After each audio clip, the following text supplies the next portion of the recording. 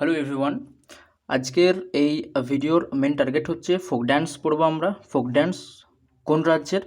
মহারাষ্ট্র রাজ্যের লোকনৃত্য বা ফোক ড্যান্স অফ মহারাষ্ট্র সম্পর্কে আমরা পড়বো। তার আগে দুটো কথা বলে দিই, আমাদের এমটিএস পয়েন্ট অফ ভিউ থেকে, সিজিএল পয়েন্ট অফ ভিউ থেকে বা এক্সাম পয়েন্ট অফ ভিউ থেকে রিলেটিভ কিছু ড্যান্স, রিলেটিভ কিছু ফোক ড্যান্স আসে।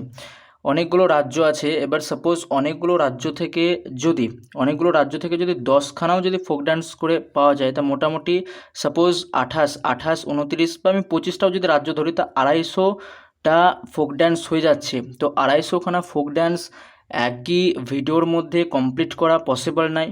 সেই জন্য স্টেট ধরে ধরে যেগুলো বারংবার রিপিট হয়েছে প্রত্যেকটা এক্সামে, সেই সমস্ত ফোক ড্যান্সগুলোই আমরা কভার করব। ইররেলেভেন্ট কোনো ফোক ড্যান্সই আমরা কভার করব না। তো যে ফোক ড্যান্সগুলো আমরা আজকে কমপ্লিট করতে যাচ্ছি সেটা হচ্ছে মহারাষ্ট্র রাজ্যের, এবং এই ফোক ড্যান্সগুলো এমটিএস, সিজিএল, সিএইচএসএলে বারংবার রিপিট হয়েছে। এছাড়াও এগুলো most repeated on MTS, CGL, CHSL, এছাড়াও highly repeated on others exam.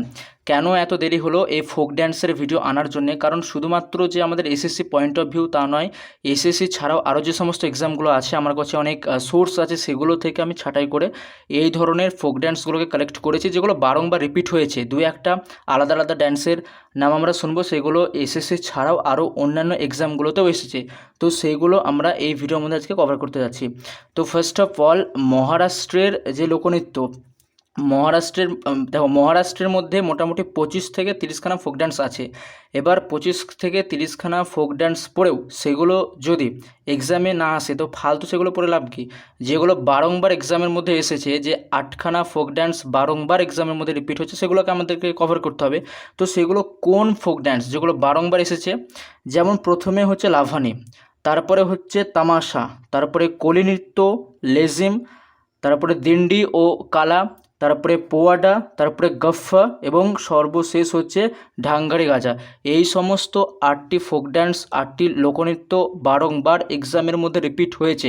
তো আগে মোটামুটি 2022-এর আগে, 2023-এর আগে পর্যন্ত শুধুমাত্র এক্সাম এই নৃত্যগুলো কোন রাজ্যের মধ্যে আসছে সেগুলো পড়লেই হয়ে যেত, শুধু রাজ্যের নাম পড়লেই হয়ে যেত। কিন্তু এখন যেভাবে কম্পিটিশান বাড়ছে, এখন যেহেতু ভিড় বাড়ছে এক্সামের মধ্যে স্টুডেন্টদের মধ্যে, সেই জন্য শুধুমাত্র রাজ্য পড়লে হবে না, একটু গভীরে ঢুকতে হবে। আগে শুধু আসতো লাভানি নৃত্য কোন রাজ্যে দেখতে পাওয়া যায়, এখন আসবে লাভানি নৃত্যের মধ্যে কোন সম্প্রদায়ের মানুষ অংশগ্রহণ করছে। এই ধরনের ডিপলি গভীরে ঢুকে কোশ্চেন আসবে।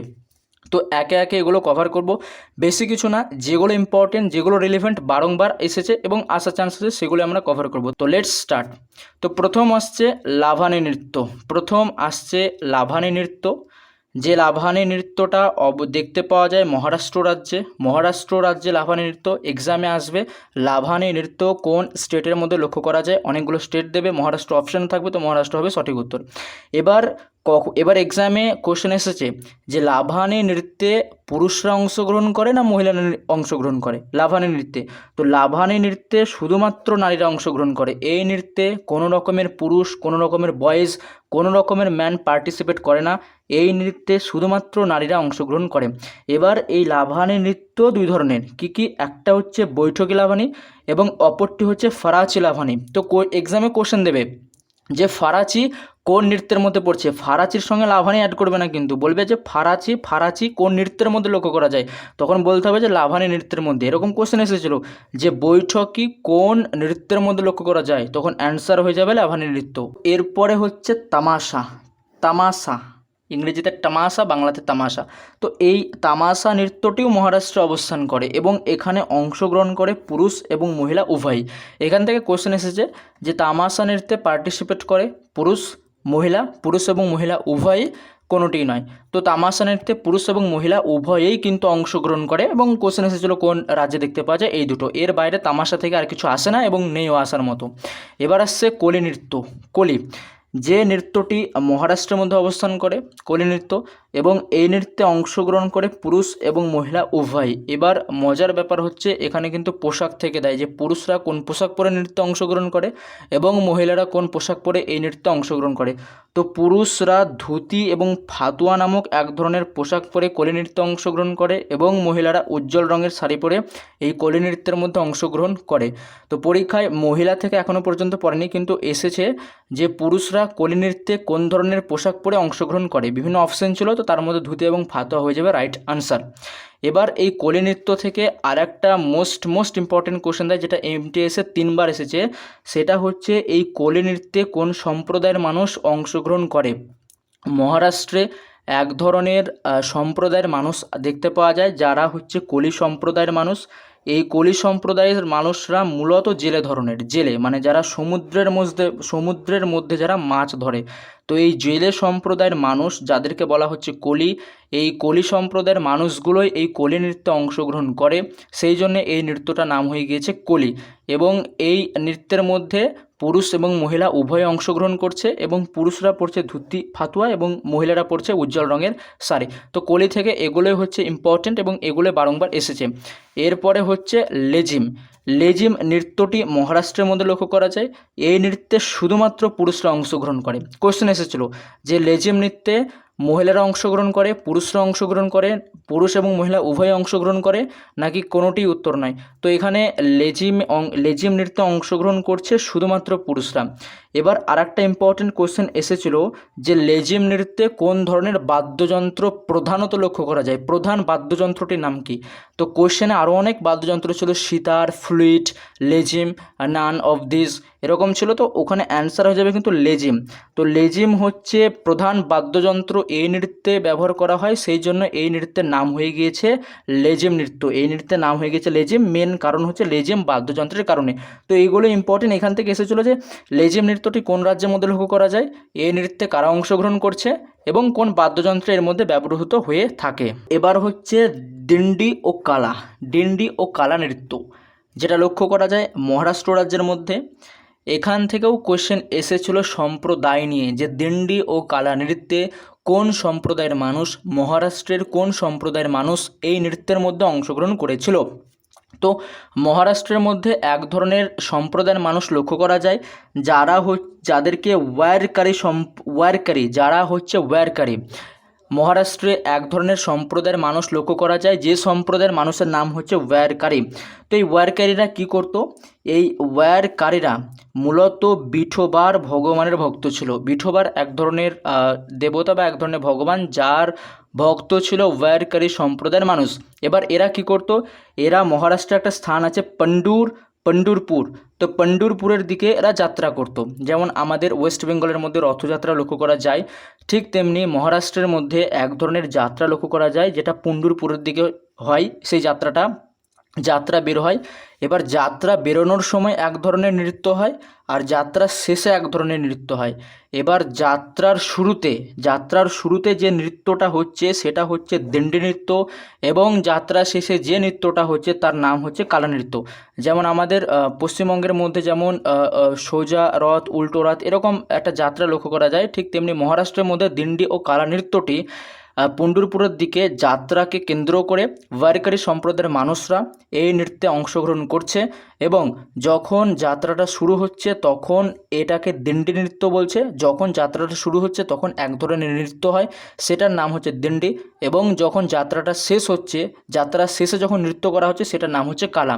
তো এখান থেকে মেইনলি কোশ্চেন আসে যে দিন্ডি নৃত্য মহারাষ্ট্রের মধ্যে লক্ষ্য করা যায়, এগুলো তো এসেছে বারংবার, কিন্তু রিসেন্টলি যেগুলো দিচ্ছে যে এখানে মহারাষ্ট্রে এখানে ওয়্যারকারী সম্প্রদায়ের মানুষ বসবাস করছে, এরা বিঠোবার ভগবানের ভক্ত। মানে এরা কাদের ভক্ত, এরকমও কোশ্চেন ডাইরেক্টলি এসেছিল এনটিপিসিতে, এরা বিঠোবার ভগবানের ভক্ত। এবং দিন্ডি ও কালা কোনটাকে বলছে, এরকম ডিটেলসে কিন্তু কোশ্চেন দিয়েছিল। এবার হচ্ছে পোয়ারা। এখান থেকে পোয়ারা থেকে সেরকম কোশ্চেন বেশি দেয়নি, শুধু দিয়েছে যে এটি কোন রাজ্যে লক্ষ্য করা যায় পোয়ারা নৃত্যটি, সেটা হয়ে যাবে মহারাষ্ট্র রাজ্যের মধ্যে। এবং বর্ণনা ভেরি ইম্পর্টেন্ট, যেটা স্টার মার্ক দিয়ে রাখবে, স্টার মার্ক। আমরা বিভিন্ন মারাঠা মহারাজ শিবাজি, সম্ভাজি এদের যে সমস্ত গানগুলো শুনি, এই গানগুলো মূলত বর্ণনা করা হয়ে থাকে এই পোয়ারা বা পোয়াডা নৃত্যের মধ্যে। এই নৃত্যে মারাঠা বীর যোদ্ধাদের কাহিনী তুলে ধরা হয়। এই পোয়ারা নৃত্যে যে কাহিনী বর্ণনা করা হয়ে থাকে সেই কাহিনী মূলত মারাঠা বীর যোদ্ধাদের বর্ণনা দেওয়া থাকে। তো কোশ্চেন এরকম এসেছিল যে কোন মহারাষ্ট্রের কোন নৃত্যের মধ্যে মারাঠা যোদ্ধাদের বীর কাহিনী লক্ষ্য করা যায়, এরকম কোশ্চেন এসেছিল। এবার হচ্ছে গাফফা। এই গাফফা নৃত্যটি এবার হচ্ছে গাফফা। এই গাফফা নৃত্যটি মহারাষ্ট্রের মধ্যে লক্ষ্য করা যায়। রাজ্য আমাদেরকে জানতে হবে যেহেতু আমরা মহারাষ্ট্রের নৃত্য পড়ছি। এবং অংশগ্রহণ, এই নৃত্যে অংশগ্রহণ করে মূলত মহিলারা। স্টার দিয়ে রাখবে, এটা 4বার পেয়েছি আমি, সিজিএলের মধ্যে 4বার। তো গাফফা নৃত্যে মহিলারা অংশগ্রহণ করে এবং এটা এমটিএস সিএইচএসএল সিজিএলেও বারংবার এসেছে যে এটাতে কোন ডিটেলসে কখনই নৃত্যটা করা হয়, ফসল তোলার পর এই নৃত্য হয়। Very very important.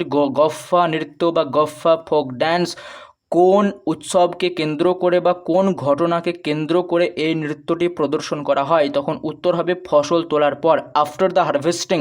এরকম ইংলিশ হবে, after the harvesting they perform the Gaffa dance, এরকম। তো ফসল তোলার পর এই নৃত্য প্রদর্শন করা হয় এরকম। গাফফা দেবে কোন রাজ্য থেকে, মহারাষ্ট্র রাজ্য থেকে কারা অংশগ্রহণ করছে, মহারাষ্ট্র রাজ্য থেকে মহিলারা অংশগ্রহণ করছে এবং ফসল তোলার পর এই নৃত্য লক্ষ্য করা যাচ্ছে। এবার হচ্ছে ঢাঙ্গারি গাজা। ঢাঙ্গারি গাজা লাস্ট নৃত্য আমাদের মহারাষ্ট্র রাজ্যের মধ্যে। তো ঢাঙ্গারি গাজা অবভিয়াসলি এর অবস্থান হবে মহারাষ্ট্র, যেহেতু আমরা মহারাষ্ট্র রাজ্য পড়ছি। এবং এখানেও সম্প্রদায় থেকে কোশ্চেন আসে যে ধাঙ্গার সম্প্রদায়ের মানুষেরা এই ঢাঙ্গারি গাজা নৃত্যে অংশগ্রহণ করছে এবং দেয় যে ঢাঙ্গারি সম্প্রদায়ের মানুষজন কোন পেশার সঙ্গে যুক্ত, এরকম কোশ্চেনও দিয়েছিল সিআরপিএফে। এই সিআরপিএফে তো নয়, সিপিওতে এরকম ধরনের কোশ্চেন দিয়েছিল। তো এরা মূলত পশুপালক, এই ধাঙ্গারি সম্প্রদায়ের মানুষরা পশু পালন করে এরা নিজেদের জীবিকা নির্বাহন করে থাকে এবং এই নৃত্যে শুধুমাত্র অংশগ্রহণ করছে পুরুষেরা। বোঝা গেল? তো ধাঙ্গারি গাজা নৃত্যটি মহারাষ্ট্র রাজ্যের মধ্যে লক্ষ্য করা যায়। এই নৃত্যটি এবার ধাঙ্গারি নাম থেকে ধাঙ্গারি গাজা আসছে, যে ধাঙ্গারি সম্প্রদায়ের মানুষজন এই নৃত্যে প্রদর্শন করছে বা অংশগ্রহণ করছে এবং ধাঙ্গারি এরা ছিল পশুপালক এবং মূলত পুরুষেরা এই নৃত্যের মধ্যে অংশগ্রহণ করছে। তো এই ছিল আমাদের 8খানা ফোক ড্যান্স, যে ফোক ড্যান্সগুলো বারংবার সিজিএল, সিএইচএসএল, এমটিএস, সিপিও এবং জিডিতে বারংবার এসেছে এবং শুধু স্টেটের নাম দেয়নি, এর পাশাপাশি কোন সম্প্রদায়, কখন, কোনোটা শোভাযাত্রার সময় পুণ্ডপুরের দিকে, কোনোটা আবার ফসল তোলার পরে, এরকম ধরনের পুরুষ অংশগ্রহণ করছে না মহিলা অংশগ্রহণ করছে, সমস্ত কিছু এসেছে। এবং এই 8টা ফোক ড্যান্সের বাইরে অন্তত কোশ্চেন আসে না মহারাষ্ট্র রাজ্য থেকে, এর বাইরে দেয় না। এবার এগুলো তোমরা নোটস করে রাখবে, এগুলো পড়বে এবং বাকি রাজ্য থেকেও আসবে, ধীরে ধীরে আসবে। তো ততক্ষণ এগুলো করে রাখবে। তো আলাদা অন্য একটা ভিডিওতে আমরা আলাদা রাজ্যের ফোক ড্যান্স সম্পর্কে পড়ব। চ্যানেলের মধ্যে আরেকটা ভিডিও আছে যেখানে ক্লাসিক্যাল ড্যান্স সম্পর্কে যেখানে 8টা ক্লাসিক্যাল ড্যান্স আমরা কভার করেছি, 8টা ক্লাসিক্যাল ড্যান্স যেগুলো থেকে ডিটেলসে এক্সপ্লেন করা হয়েছে, তো ওটাও দেখে নেবে। একটা ভিডিওতে দেখা হবে। ততক্ষণ stick to your syllabus, stick to your preparation and stick to your channel.